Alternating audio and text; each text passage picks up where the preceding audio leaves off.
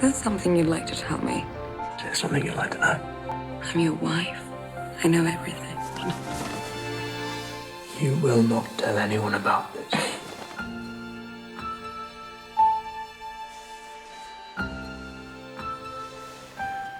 Hello there. We're going to call you Lily.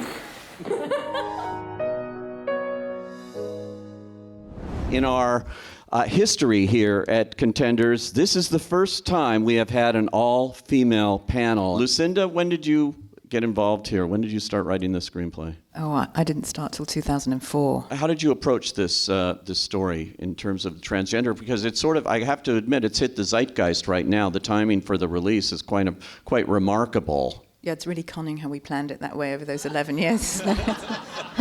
When I was sent the novel, I'd no knowledge of this underlying story, and I was amazed by it.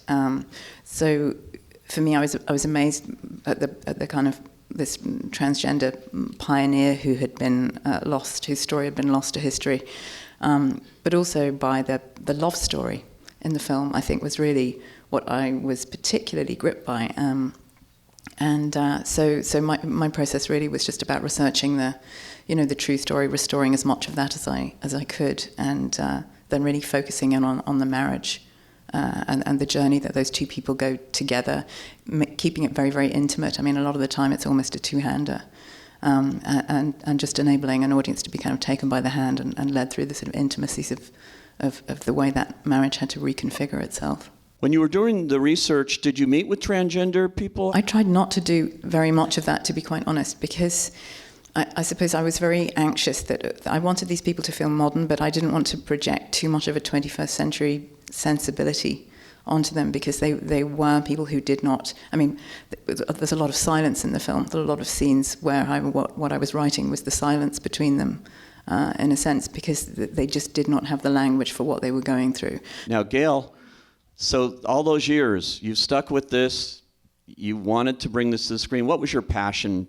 driving you here on this story? Well, I think because it was such an unusual love story, and I tend to be drawn to nonfiction stories, even though The Danish Girl is a novel. But as soon as I realized it was based on real people, that just sort of brought me into it.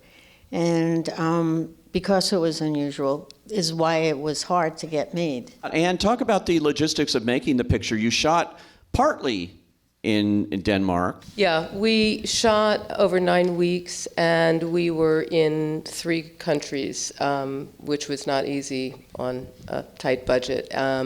We shot on a stage in the UK, and then we did, 2 weeks in Belgium for Paris, and then 2 weeks in Copenhagen. And I have to say, to be able to shoot in Copenhagen was a huge thing for this movie. It was always going to be too expensive in the previous iterations, and Tom was just so clear that look, the simplicity of the architecture, the beauty of the light, everything was so important to that movie, to the movie, and I have to say I'm just so happy that we got it and were able to do it there. Plus, then afterwards, we had second unit in 3 other countries, so we've been around the world.